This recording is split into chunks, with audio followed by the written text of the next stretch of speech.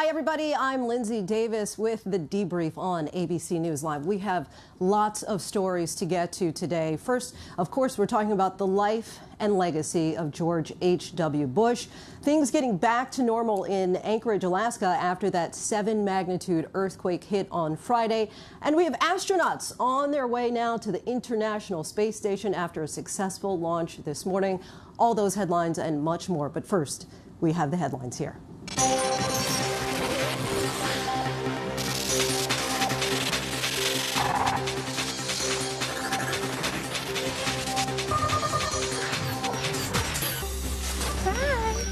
The search is on in Costa Rica for a woman from South Florida who went there on vacation and vanished. 36-year-old Carla Stefaniak was last seen leaving her Airbnb several hours before her flight. Her brother, Carlos Casado, spoke to ABC News and thinks something bad happened. It's weird that she didn't message anybody. It was her birthday, you know what I mean? One child has been killed and dozens more are hurt in a charter bus accident outside Little Rock, Arkansas. The bus was carrying a youth football team from Tennessee.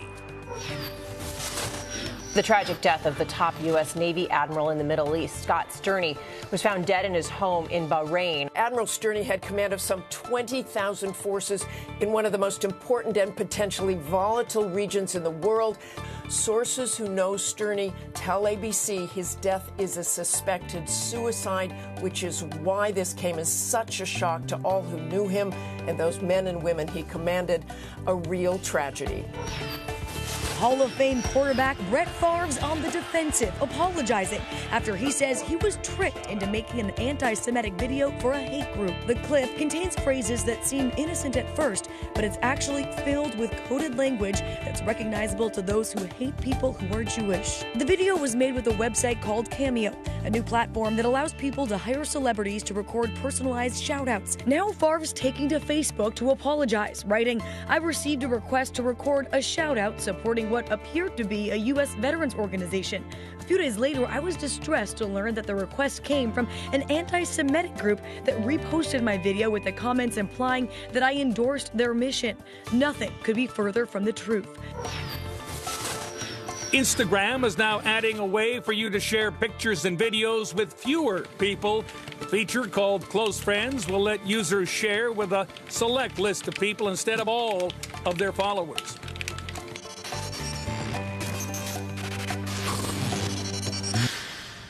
The body of former President George H.W. Bush, who passed away at home at the age of 94 in Houston on Friday, is about to head now to Washington, D.C. for the final time so that the nation can bid farewell to our 41st president. We're taking a live look now at the motorcade now taking his body to Ellington Air Force Base. That's where Natalie Brunell joins us live. Natalie?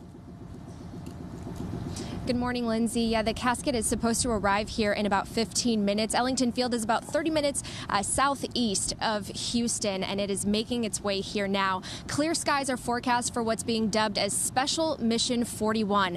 Air Force One arrived here yesterday afternoon, and preparations have been underway for a special departure ceremony that's going to take place at about 10:30 a.m. local time. We've seen a lot of Secret Service and police rolling in the past couple of minutes, and also several members of the public who are coming out hoping to catch a glimpse of the plane as it takes off here in about 45 minutes. And we know that Houston has been a very special place for the Bush family. Several of his family members will be here with him to take this final flight to Washington, D.C. He's going to depart from Houston and land in Joint Base Andrews, and then from there he will go to the Capitol Rotunda where the public will be able to pay their respects. Lindsay? And Natalie, just give us a sense of the mood there, and then also he's expected to return, is it Thursday, in order to be laid to rest in Houston?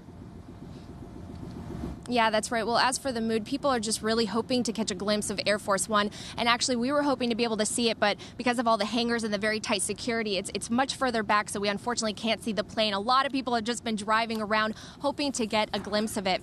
We also know that he will be returning on Wednesday. There's going to be another series of memorial events held here in Houston at his church, St. Martin's Episcopal. There's going to be a funeral service there. And afterwards, on Thursday, he's going to be taken on a train that's painted to look like Air Force One to College Station, where he will be buried alongside his beloved wife, Barbara, and their late daughter, Robin. And just another thing that I recently learned, we are standing next to an aviation museum here on Ellington Field, and I was told that President Bush was actually in the Hall of Fame here, the Aviation Hall of Fame, and there is a plane inside the museum that is a model, a replica of the same plane that he went down in during World War II. And so that plane will be right here, just a few feet from where he takes off this morning. All right, Natalie, thank you so much for that report. And now we're going to go to Terry Moran, who joins us live from Washington, D.C. Terry, I'd like to get a sense of the schedule today at the Capitol. And also today, I imagine many are seeing this as, even if it's temporary, a unifying day. You know, it was important for the former President Bush to have President Trump attend his funeral. It sounds like he'll be in attendance and really putting that presidential protocol above his own personal animosity.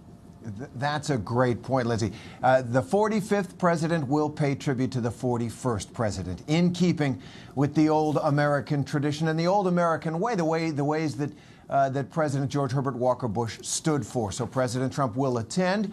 It's unclear whether or not he will deliver a eulogy, but it is an overcoming, as you point out, of some bad blood between the Trump presidency and campaign and the Bush family. In many ways, what Donald Trump represents is a repudiation of what President George Herbert Walker Bush represented. But together, as Americans, that is the way that President Bush wanted it, and that's the way it will be.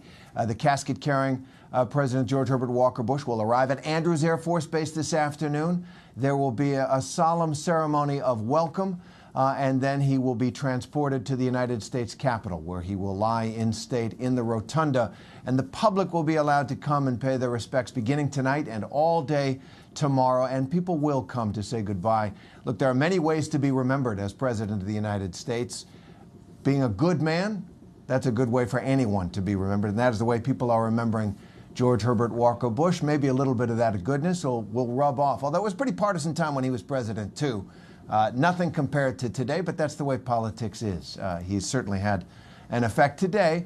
For example, just one practical result of pausing to remember this good man. It looks like the fight over the budget will be postponed for a couple of weeks. There was a government shutdown set to start at the end of this week. It looks likely that lawmakers and the president will get together to postpone that and fight over border wall funding and other things another day while we remember George Herbert Walker Bush. So that government shutdown then temporarily averted. And Terry, obviously we know that the former president, the day after his 18th birthday, joined the Navy, and we're hearing a final farewell from the Navy today. That's right. Lieutenant George Herbert Walker Bush. He was the youngest fighter pilot at that time. He flew 50 combat missions, and in his last one, of course, was shot down, lost 2 crew members, and was rescued at sea. And the Navy tweeting out a very touching tribute. The United States Navy's official Twitter feed saying, "Fair winds and following seas, sir. We have the watch," with a picture of him on board. He loved boats. He used to take world leaders on harrowing rides. He had a speedboat up on the crashing seas off the coast of Maine.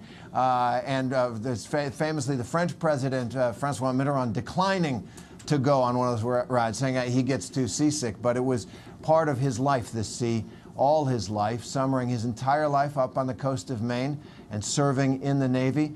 He was once asked of all the many high positions that he served in government: vice president, head of the CIA, ambassador or envoy to China, head of the Republican Party, congressman, what prepared him the most to be president? And without hesitating, he said getting shot out of the sky in September 1945. He was tested in a way that he knew himself in that way. And he also said, having lost the 2 guys who were in the plane with him, he said, "I know I was no hero." It's a very different ideal of masculinity, one we don't have too much anymore. The strong, silent type, you might say, the brave person who could also be lethal, but who was quiet about it. No braggart, no bully, nobody like that. He was a different sort of American man.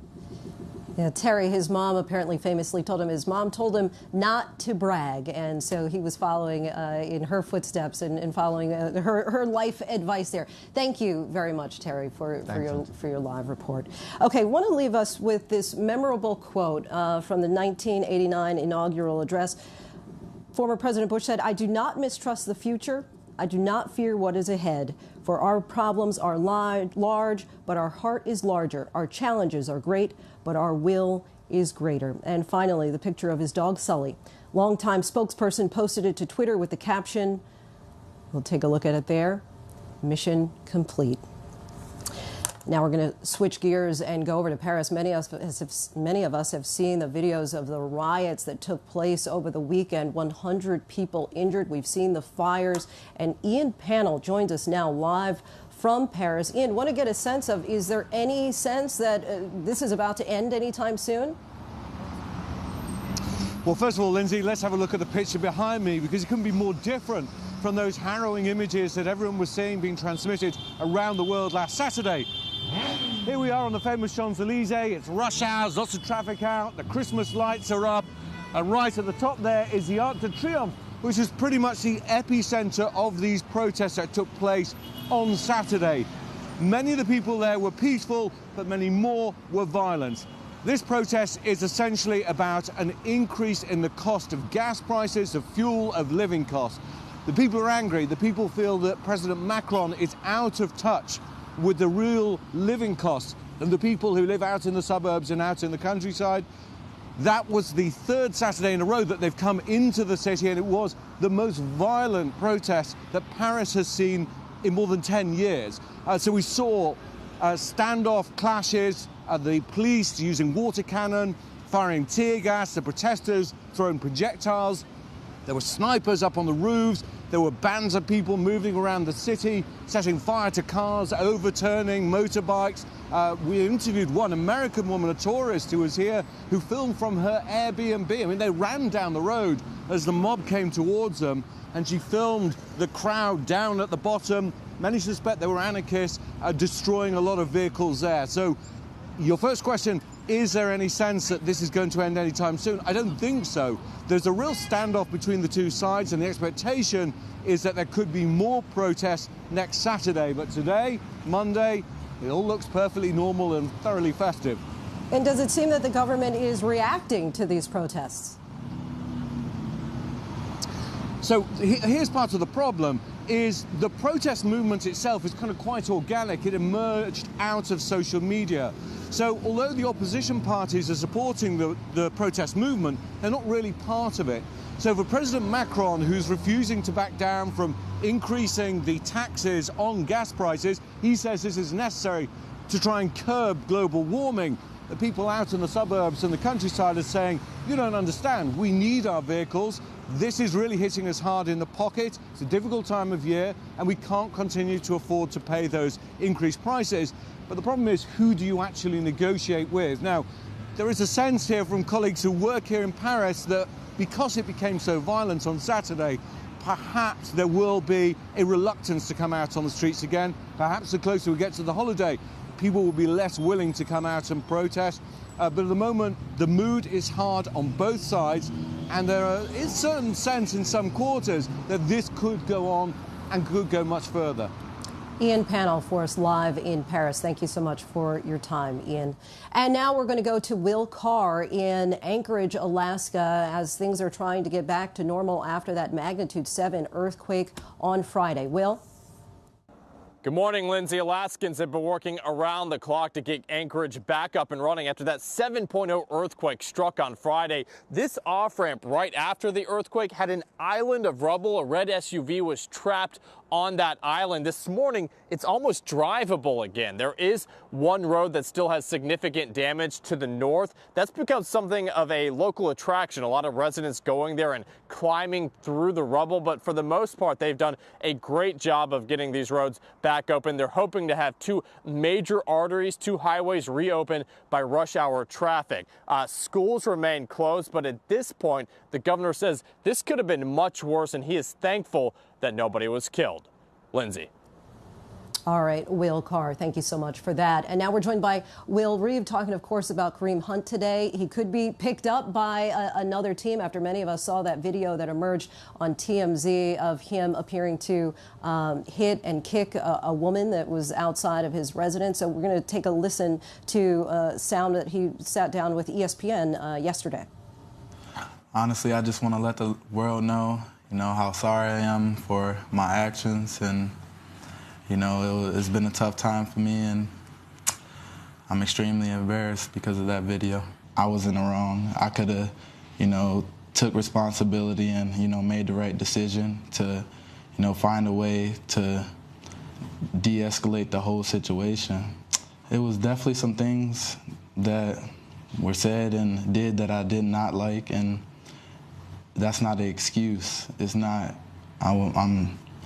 that person in that video did not deserve that. I didn't mean to hurt anybody or anything like that. It's really tough. He's saying that he's sorry. Is that enough? Well, that was his response, and of course he needs to get out in front of the story in his mind and in his management's mind, because he's out of a job right now, and he's not going to have a job, Kareem Hunt won't, until the commissioner, Roger Goodell, lets him off of the commissioner's exempt list. Hunt is eligible to sign with a team now after the Chiefs released him, but that really won't matter until, even if a team signs him, there's a lot of process that needs to happen before he ever steps on a field again, and it's going to be a long climb for him. That was his response to this video coming out. As far as the NFL's response, they're taking some heat, because in its investigation, the NFL was aware of the existence of this video, which why they didn't, they claimed to not have seen it until it came out, it was released by TMZ, and they also never spoke to Kareem Hunt, nor did they speak to his victim that you saw being beaten in the video. So they have some things to answer for, as well